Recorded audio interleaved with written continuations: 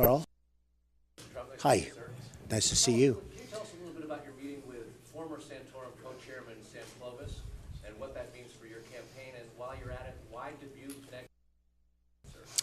Well, we've had so many requests, and they want us in Iowa. And as you know, we had some tremendous polls come down today from New Hampshire, where we're 35%. And if you look at the Gravis poll, that was at 40% nationally. We've had just an amazing array. In South Carolina, we're 30 or 32%. So we had about 4 polls come down, including the corn kernel poll, which is very important, and that was a total landslide. So we're very happy with that. Sam Clovis, in fact, I think he's probably someplace in the room. Where is Sam? Why don't you answer the question yourself, Sam? Would that be better, Carl? I think so, right? Come on up, Sam. Maybe you come up to the mic. And a terrific guy. What was the question again, Carl? The question was, what was the purpose of your meeting with Mr. Trump today, and what does your joining his campaign look like as a prospect, and what would it mean to him?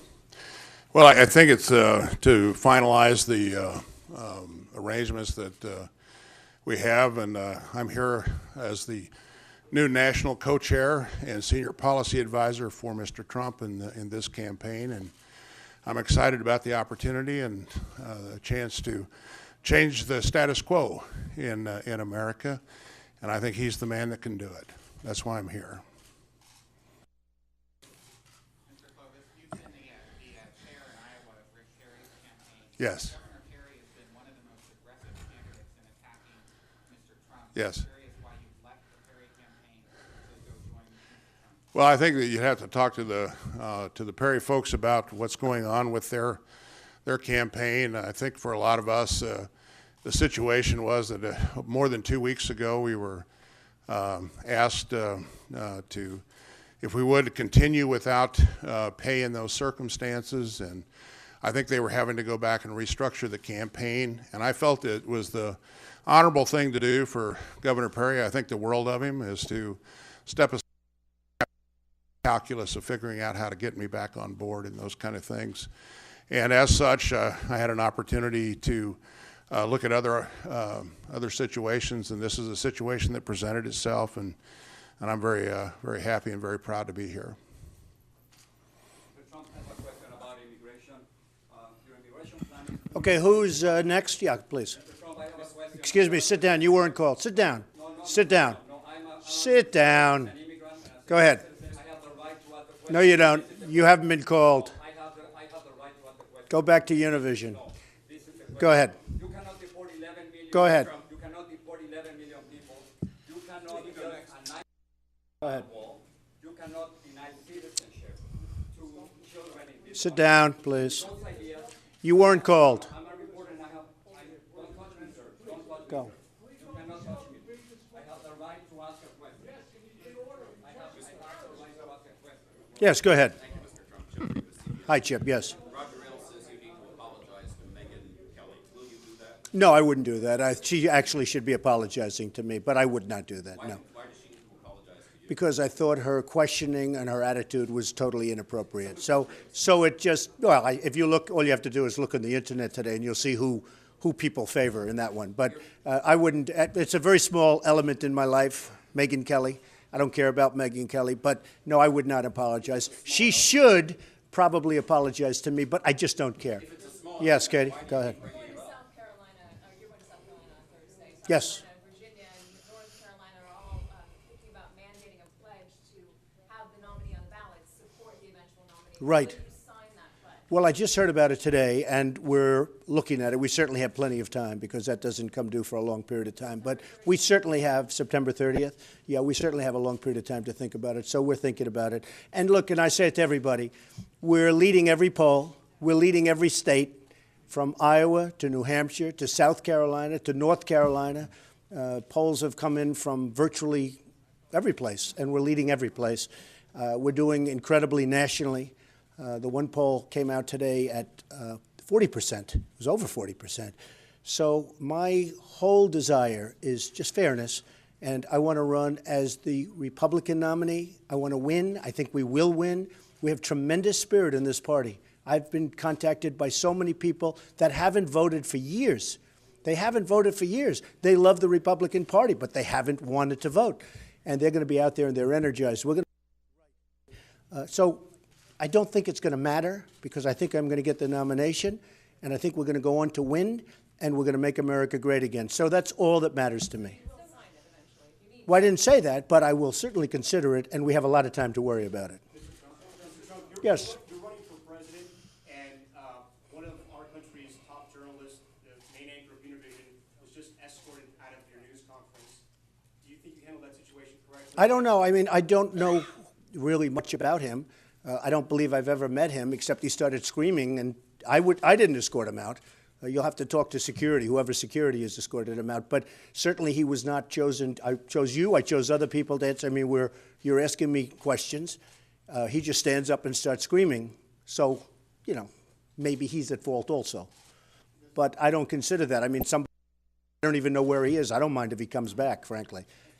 Yes. You recently appeared at an event for a super PAC supporting you. You're holding your own campaign fundraiser later this week. You said you won't take campaign donations. You fund your own campaign. Is this a sign? No, I'm not. I've done some meet and greets, but I don't care if anybody, you know, we have a small group where people, I guess it's over here, where people can send in, one woman sent in $7 and 30 some odd cents and wrote a beautiful letter, and people are sending in $10 and $20. And I like that kind. It's not a lot of money ultimately, but I'm not doing anything about raising money. I don't care about raising money. I mean, part of my thing is that, frankly, I'm not controlled by anybody. These other people are raising hundreds of millions of dollars. I could do that very easily.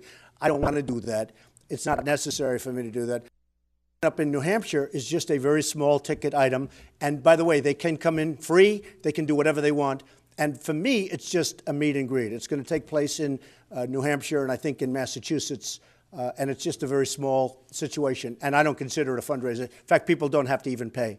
They're just people that have been supporting me from the beginning. They're terrific people. They want to see good things happen for our country. So I could do fundraisers, raise millions and millions of dollars. And as you know, I haven't done that, nor do I want to do that. Okay? But I do meet and greets. I mean, I have to meet people, and that's part of what I'm doing. And I'll be in New Hampshire. I'll be in Massachusetts. I'll be in South Carolina. I'll be in Dallas in a couple of weeks. We're going to. Okay? Yes. President Obama has taken some questions from Jorge Ramos. Is there a reason why you won't? Because he was out of order. I would take his question in 2 seconds, but he stood up and started screaming. Let him back in now. I told him, stand up and scream. I was saying to somebody, and this guy stands up and starts screaming. He's obviously a very emotional person. Okay, so I have no problem with it. I don't know him. I have no idea, but I would certainly love to have questions from him.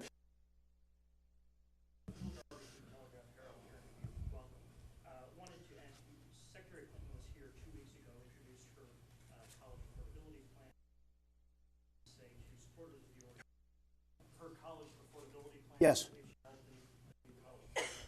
Curious what you would say. We're coming out with a plan in about 4 weeks, and I think it's going to make people very, very happy. We have so many people and going all over the country. I've been asked so many times by students, what are we going to do? And you know, the ultimate answer is create jobs, because the biggest problem is they have debt all over the place, right up to their neck, and they come out and they can't get a job. Whether it's China or Japan or Mexico, they're all taking our jobs. And we need jobs in our country. It's enough with what we're doing with foreign trade. So I think that's one of the reasons we're leading by so much in the polls, because people know that I'm going to make good trade deals. It's not going to be this horrible situation where we get nothing.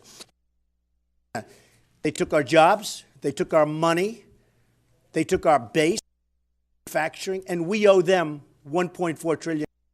That's like a magic act. We owe them $1.4 trillion right now. We owe Japan $1.4 trillion, same amount, 2 countries. And they sell cars to us by the millions. And we owe them money. How do you figure that? So, Campaign, when all is said and done, should cost about $1 billion for any candidate. You have a lot of money, but ultimately just $300 million in liquid assets. At some point, well, how will you go about doing well, you saw my income is almost $500 million. You can do that. At some point, the Republican Party, once you get the nomination, will come, I would say. Will you be beholden to those interests? I don't think so. Right now, in fact, I've told people I turned down, and that I think I told you this, last week, the week before last, a lobbyist, a person, very good person, came to me, offered $5 million. Please, I want to give you $5 million for the campaign. I said, I have no interest in taking it. In fact, it's the first time I think he's ever been turned down. I think it's the first. Good person, smart, tough. He'll be coming to me, and he'll be saying in 2 years, in 1 year, in 4 years, he'll be representing a country, maybe a company, or maybe a person. I'm not doing anything for him. So I said, I don't want to embarrass you by taking your money and then saying I'm not going to see you. I'm working for one thing, for the people. The country is great. And they're rich. But we're a poor nation. We owe now $19 trillion. It's actually much more than that. But it's $19 trillion. We're going to get things back in shape. Great, and you're going to be so proud of it. So when he offered $5 million, I know that he's going to be coming, and it's going to be at of the people of this country. Bush and immigration. Yesterday he says that your immigration is unrealistic, that it costs too much money, that it's not conservative, and he suggested you read about immigration policy. And I'm curious what you have. I watched him, by the way, and he had a very small crowd. He had very little enthusiasm. He's a very low-energy person. You need a lot of energy to get this country turned around, including immigration. And the word immigration and illegal immigration, you wouldn't even be asking this question if it weren't for me. Because when I came out and when I announced, I'm the one that started this whole thing. And I took a lot of flack the first 2 weeks, and now all of a sudden everyone's apologizing to me. I mean, people in this room are apologizing to me because I brought something up that's very, very serious. I brought up the crime. I brought up all of the things that have happened since, including Kate, who's this wonderful person from San Francisco with an incredible family who I got to know a little bit, and Jamil, who was gunned down by an illegal immigrant, and so many others. The other day in California, a 66-year-old veteran, okay, 66-year-old veteran was raped, sodomized, beaten, and killed by an illegal immigrant. And that's a few of the many. It's a big problem. So you ask the question, Jeb Bush doesn't have a clue, doesn't even have a clue. And if I weren't in this campaign, Jeb Bush would not be talking about illegal immigration. If you remember, he said they come as an act of love, okay? Tell that to the families. And there are many, many, many families who lost a loved one. Act of love, okay? There's no act of love. It's tough stuff, it's mean stuff, and it's going to be taken care of. You know, a lot of the gangs that you see in Baltimore and in St. Louis and Ferguson and Chicago, do you know they're illegal immigrants? They're here illegally. And they're rough dudes, rough people. They're going to be gone so fast if I win that your head will spin. They're going to be gone so fast, okay? Yes, ma'am, go ahead. Healthcare question. Right. Where do you stand on funding for Alzheimer's right now? You know, it's the sixth leading cause of Right, death. sure. I'm very strong toward funding for Alzheimer's and helping. It's a terrible situation, and they haven't made much progress, unfortunately, but I'm very, very strong in trying to find an answer for Alzheimer's. Big problem. Yes, sir. David Osborne from the Independent of London. Just a couple of things on foreign policy, Mr. Trump. You said you listen to experts and generals on TV. No. I didn't say. I said TV. I said newspapers. I read the Wall Street Journal. I read the New York Times. I read many, many newspapers. I read many magazines. I even read especially Time magazine this particular week. You know why? Because I'm on the cover. That's why I read it. But I read a lot about that. I read, and I have people that I like and people that I respect, and it's a great place. You get a cross-section of everybody because you see people that you'd really never have the opportunity to see or meet, and then from there you go and decide what you want to do. But go ahead. Are you assembling, though? Do you have a group of I do. circle of people in New York? I do. They'll be announced over the next 2 or 3 weeks. And my second question is, do you have any plans to travel overseas to London, Berlin, anywhere to, as it were, That would be possible. But to be honest with you, this country is in such trouble. Our infrastructure is crumbling. Our roads, our bridges, our airports. We are in such trouble that I'm going to spend a lot of time here. We're going to fix our country. Our bridges, 59% of our bridges are in trouble. Think of who ever heard of that? I mean, in trouble, serious trouble. We're going to fix our country. I'm going to spend a lot of time right here in the United States. Yes, sir.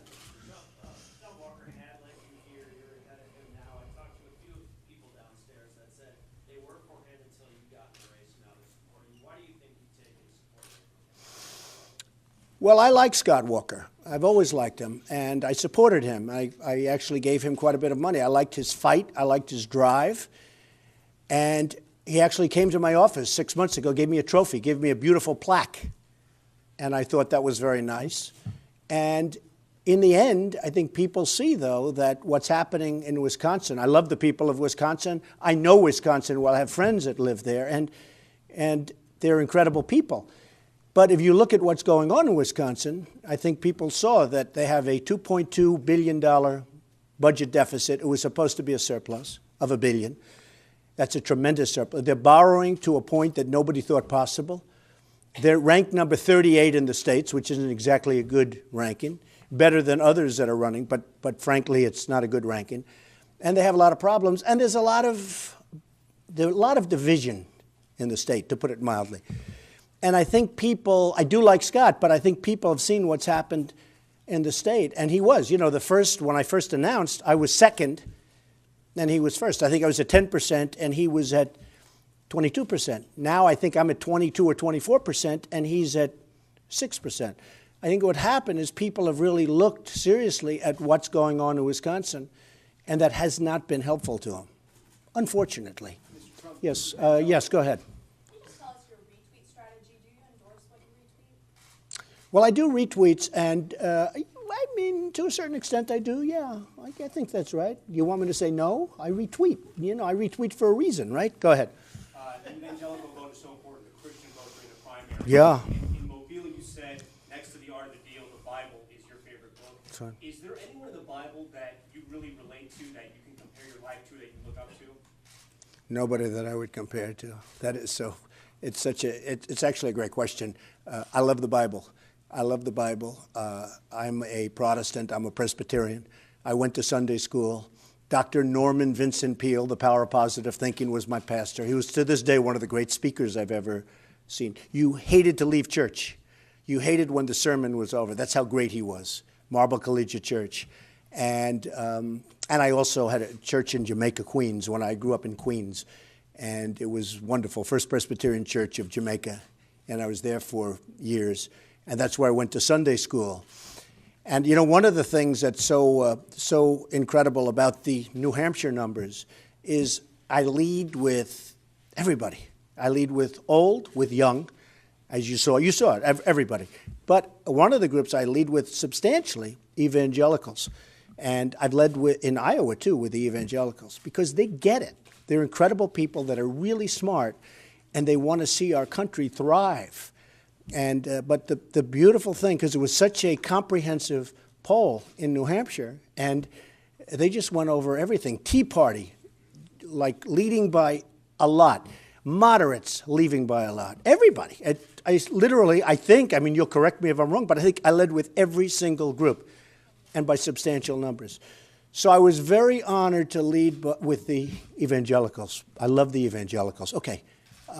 Yes. Good. Absolutely. Good. Absolutely. Good to have you back. Thank you very much. Okay. So here's the problem with your immigration plan. It's full of empty promises. Okay. You cannot deport 11 million undocumented immigrants. You cannot deny citizenship to the children in this country. You cannot build a 19... Why do you say that? You cannot do that. Well, a lot of people think, no, excuse me. You have to change the Constitution, Mr. A lot of people, but a lot of people think that's not right, that an act of Congress can do it. Now, it's possibly going to have to be tested in courts, but a lot of people think that if you come and you're on the other side of the border, I'm not talking about Mexico, somebody on the other side of the border, a woman is getting ready to have a baby, she crosses the border for one day, has the baby, all of a sudden, for the next 80 years, hopefully longer, but for the next 80 years, we have to take care of the people. I don't think this, I don't think so. Excuse me, some of the greatest legal scholars, and I know some of the television scholars agree with you, but some of the great legal scholars agree that that's not true. That if you come across, excuse me, Yeah, just 1 second. Davis, you're not answering Mr. Trump. No, I am answering. If you come across for 1 day, and you have a baby, now the baby is going to be an American citizen. There are great legal scholars, the top, that say that's absolutely wrong. It's going to be tested. Anyway, Okay? so the question is, how are you going to build a 1,900 miles wall? Very easy. I'm a builder. That's easy. I build buildings that are 94. Can I tell you what's more complicated? What's more complicated is building a building that's 95 stories tall. But it's Okay? completely unnecessary, it's a waste of time and money. You think so, really? Well, I don't think so. A lot of people don't think so. Almost 40% of immigrants come by plane. They simply overstay their visa, so you would be I don't believe that. time and money. Okay, you're right. I don't believe it. And the drugs come, I see them cry, they have pictures, they have everything crawling over the fences, which are, by the way, this high. I mean, you have fences that are not as tall as I am. Well, they're coming by plane, so Oh, they're coming by many different ways. But the primary way they're coming is being right through, right past our border patrols, who, by the way, are tremendous people. And they can do the job, but they're told not to. how are you going to deport 11 million undocumented immigrants by Here's what we're going to do. Ready? Okay. Are you going to bring the army? No. Let me tell you. We're going to do it in a very humane fashion. Believe me. I have a bigger heart than you do. We're going to do it in a very humane fashion. The one thing we're going to do. Human rights violations will be all over the place. One question, is there one question you want to ask? We're going to move on, because Mr. Trump has Okay? a question. The one thing we're going to start with immediately are the gangs and the real bad ones. And you do agree there are some bad ones. Do you agree with that, or do you think everyone's just perfect? No. I'd ask you a question. Do you agree with that? We have tremendous crime. We have tremendous problems. I can't deal with this. Listen, we have tremendous crime. We have some very bad ones. And I think you would agree with that, right? Okay, there are a lot of bad ones, real bad ones. Because, they looked at some of the gangs, they looked at some of the gangs in Baltimore. They looked at some of the gangs in Chicago. They looked even in Ferguson. They got some rough, illegal immigrants in those gangs. They're getting out. Do you mind if I send them out? Now, if they come from Mexico, do you mind if I send them back to Mexico? No, do you mind if I send them back to Mexico? Okay, those people are out. They're going to be out so fast your head will spin, all right? The rest we're going to do, and remember, you used the word illegal immigrant. Okay, well, you should use it, because that's what the definition is. No human being is illegal, Mr. Okay, well, when they cross the border, from a legal standpoint, they're illegal immigrant when they don't have their papers. And I want to make it possible, and I think you'll like this. This is the part you're going to like. I want these people, the good people, I want them to come back, and I want them to get documentation and so they become legal. It's going to be, you know what it's called? Management. See, you're not used to good management because you're always talking about government. Just imagine. Let me just tell you, wait. Government is incompetent. Guys like Bush and some others that I won't name, they're incompetent people. They don't have it. I agree they can't do it, but I'm a great manager. I know how to manage things. I hire unbelievable people. When I look at the vets, when I look at the VA, we spend billions of dollars and people are treated horribly, horribly. That'll work great. What we're doing here will work great. And we want to get good people back in. And also, let me just tell you, Because you're not giving a specific. That's a problem. I've given you specifics. Great management, and they're going to hopefully come back in very soon. Okay, another question? No, wait. Yes, go ahead. Yes, sir. Is there any specific change in the law you would make to limit the influence of money in politics? Money in politics? Well, I think there should be, frankly, more transparency. Because I see a guy like Jeb Bush with $114 million, which is now higher, and nobody even knows who put the money in. And they all control him like a little puppet, okay? I know half of the people. I mean, I don't know who they are because I can't find it out, but as soon as I do, I will know most of them. They're friends of mine. I used to be there. I used to be the king at that, okay? I know the system better than anybody. The fact is that whether it's Jeb or Hillary or any of them, they're all controlled by these people. And the people that control them are the special interests, the lobbyists, and the donors. And they're controlled. You know what the nice part about me? I don't need anybody's money. I mean, if a woman sends me the $7, I take it. Because that's great, because she's investing in this country. In a proper way, not in an improper way. But I don't need money. It's a beautiful thing. So so if I say that I don't want Ford building, in this case in Mexico, or someplace else, in all fairness, China. I want them to build here. I'm not going to be hit by the Ford lobby and by all the other lobbies that you know who they are better than I do. They're not going to hit me because they didn't give 10 cents to my campaign because I don't want their money. So it's very important. I don't know about the limits. I think the most important thing is transparency. You have to know who you're dealing with. And right now you don't. You don't. And I'm talking about PACs, in all fairness. I have a lot of good friends. They like to put money into PACs. Many friends, some enemies too, by the way. But I have many friends. They put money into PACs. And you need transparency. You need to know who's putting up what. So when they start making deals in a year or 2 years or 3 years, you know what's happening. Okay, how about one more question? Go ahead. Most of the illegal immigrants in this country are either criminals. No, not at all. I never said that. No, I think most of them are good people. I love that question because, you know, hopefully maybe somebody. No, I think most of them are very good people. But they are here illegally. And we're a country of laws, and we're a country of borders. We have to have a border. And we'll have a border. And we'll have a wall. And the wall's going to have a big, beautiful door where people can come in legally, and also where we can bring talented people. We need that in the Silicon Valley. When somebody goes to Harvard, Yale, Princeton, the Wharton School of Finance, we send them out as soon as they graduate. They can't stay here. It's ridiculous. They want to be here. So then they go to their country, wherever it may be, whether it's Asia, Mexico, wherever it may be, and they compete against us. I don't want that. All right, how about one more then? Yes, ma'am. Go ahead. You criticized the situation in Wisconsin, but when you look In where? in Wisconsin, Yeah. but in the latest poll numbers there, Governor Walker is leading amongst Republicans at 25% and you're at 9%. What do you make of those numbers? In Wisconsin? I really don't know. I mean, I haven't gotten there. I would think would win. I would think would win Wisconsin. I mean, I have a great relationship with the people in Wisconsin, but, you know, I haven't started. I haven't been thinking about Wisconsin right now, and Governor Walker certainly has been.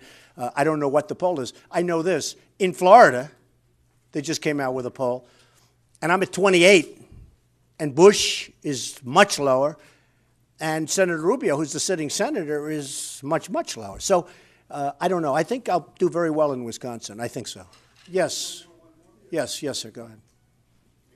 Yeah, go ahead. Go ahead. Well, do you think that they're going to be able to move Anthony Scaramucci away from Walker? And if so, Well, he came up. He wants to support my campaign. But then I said, oh, gee, he said some negative things about me. Then he comes up to my office 2-3 hours later. He wants to be a part of my campaign. But, you know, he's a hedge fund guy. And honestly, maybe the hedge fund guys won't like me too much. I know a lot about hedge funds. I also know how they're taxed. Better than he does. So maybe they won't because maybe they won't like me. You understand? But he came up, he wants to support me. He wanted to leave Walker to support me. But I didn't make it so easy for him. Okay, go ahead. I don't know. Look, I have a lot of respect for Roger. We'll see. I mean, you know, maybe, maybe not. I really don't know. Look, I think they cover me terribly. Fox News, I think they cover me terribly, and I'm winning by double digits on every poll. So I don't know. Maybe it matters, maybe it doesn't. I don't think I get good treatment from Fox. They certainly cover me a lot. Well, I'm being covered by everybody. I don't know. I don't think so because I think they give me very bad treatment. I think Fox treats me terribly. And a lot of the people that like me think they treat me terribly. But I don't think, I mean, why? Do you think I was asked nice, easy questions? The other guys are saying, what are you going to do about jobs? Another one's saying, do you love God? Another one says something else. I get these questions like, what's going on here?